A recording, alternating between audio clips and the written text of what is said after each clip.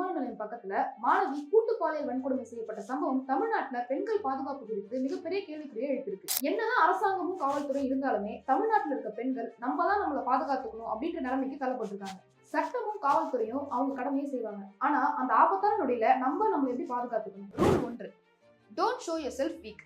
அதாவது உங்களை நீங்க எந்த இடத்துலயுமே வீக்கா காட்டிக்காதீங்க. இப்ப நீங்க ரோட்ல தனியா நடந்து போயிட்டு இருக்கீங்க, அங்க சந்தேகப்படுபடியா யாரா இருக்காங்கன்னா அவங்கள பார்த்தும் பார்க்காதமா நடந்து போகாதீங்க. அவங்க இருந்தா எனக்கு என்ன அப்படிங்கிற மாதிரி உங்க பாடி லாங்குவேஜை கேஷுவலா வச்சுட்டு போயிருங்க. ரூல் நம்பர் 2, உங்க உள்ளுணர்வை எப்பயுமே புறக்கணிக்காதீங்க. ஏன்னா 99% நம்ம உள்ளுணர்வு சொல்றது சரியாதான் இருக்கும். இப்போ உங்களுக்கு இந்த இடம் சரியில்லை அப்படி இல்லைன்னா இந்த ஆள் சரியில்லை அப்படின்னு தோணுச்சுன்னா ஒரு செகண்ட் கூட அந்த இடத்துல இருக்காதீங்க, அங்க இருந்து கிளம்பிடுங்க.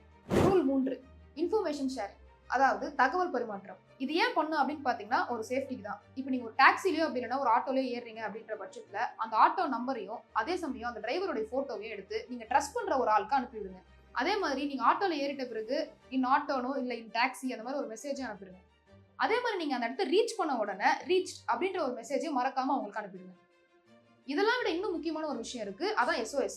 SOS ஃபீச்சரை கண்டிப்பா உங்க போன்ல வந்து இன்செர்ட் பண்ணிக்கோங்க. ஃபர்ஸ்ட் ஆஃப் ஆல் SOSனா என்னன்னு பார்த்தோம்னா அது ஒரு எமர்ஜென்சி ஹெல்ப்லைன் நம்பர். உங்க போன்ல இருக்க பவர் பட்டனை 3 முறை நீங்க அழுத்தும் போது நீங்க யாரோட கான்டாக்ட் SOSல போட்டு வச்சிருக்கீங்களோ அவங்களுக்கு வந்து நோட்டிபிகேஷன் போயிடும் லொகேஷனோட.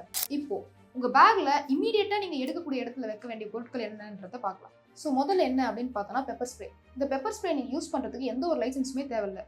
இந்த பெப்பர் ஸ்ப்ரேவை நீங்க எதிரி நோக்கி அடிக்கும் போது அவங்க கண்ணிலையும் சரி மூக்குலையும் சரி கொதிக்கிற எண்ணெயை ஊத்துற மாதிரி ஒரு எரிச்சல் ஏற்படும். இந்த எரிச்சல் ஏற்படுற சமயம் நீங்க அங்கிருந்து தப்பிக்க ரொம்பவே உதவியா இருக்கும். அந்த சமயத்துல நீங்க யாரைனா உதவிக்கும் அந்த இடத்துல வர வைக்கலாம். அடுத்ததா பார்த்தோம்னா பர்சனல் அலாம். இந்த பர்சனல் அலாம் பார்க்கறதுக்கு ஒரு கீச்சைன் மாதிரி சின்னதாக தான் இருக்கும். ஆனால் இதை நீங்கள் ஆன் பண்ணும்போது 130 டெசிபிள் வரை இதோட சத்தம் கேட்கும். அது மட்டும் இல்லாமல் 500 மீட்டர் தாண்டி இந்த சத்தம் கேட்கும். உங்களுக்கு ஆபத்து நிகழப்போகுது அப்படின்னு உங்களுக்கு தோணுச்சுன்னா உடனே இதை ஆக்டிவேட் பண்ணி வச்சுக்கோங்க. அடுத்ததா பார்த்தோம்னா டாக்டிக்கல் ஃபிளாஷ் லைட். இது சாதாரண டார்ச் லைட் மாதிரி கிடையாது. இது நீங்கள் ஆன் பண்ணி ஒரு செகண்ட் உங்கள் எனிமியோட கண்ணில் அடிச்சிங்கன்னா ஒரு செகண்டுக்கு அவங்களோட விஷன் வந்து தெரியாமல் போயிடும். அந்த ஸ்பேஸை பயன்படுத்தி நீங்கள் எஸ்கேப் ஆயிடலாம். அடுத்து ஷார்ப்பான பென் அப்படின்னா சாவி.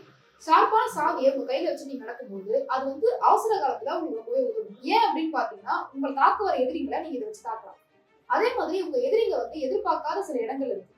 கண், மூக்கு, அடிவயிறு, அதுக்கப்புறம் பாத்தீங்கன்னா இடுப்புக்கு கீழே. இந்த 4 இடங்களை நீங்க தாக்கும் போது அவங்க எதிர்பார்க்க மாட்டாங்க. சோ உங்களுக்கு எஸ்கேப் ஆக ஒரு சான்ஸ் கிடைக்கும். அந்த நொடியை யூஸ் பண்ணி நீங்க எஸ்கேப் ஆயிடலாம். அதே மாதிரி உங்க எல்போவால அந்த எதிரியோட நோஸை பார்த்து ஸ்ட்ராங்கா தாக்குங்க. இந்த ஒரு விஷயத்த கண்டிப்பா நினைவு வச்சுக்கோங்க.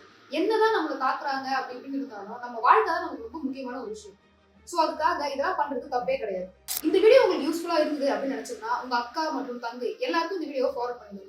உங்ககிட்ட ஏதாவது ஒரு சேஃப்டி டிப்ஸ் உங்களுக்கு தெரியும் அப்படின்னு இருக்குன்னா அதை கமெண்ட் பண்ணுங்க. இதே மாதிரி நிறைய விஷயங்கள் தெரிஞ்சுக்கணும் அப்படின்னு நினைச்சீங்கன்னா எங்களை ஃபாலோ பண்ணிக்கணும்.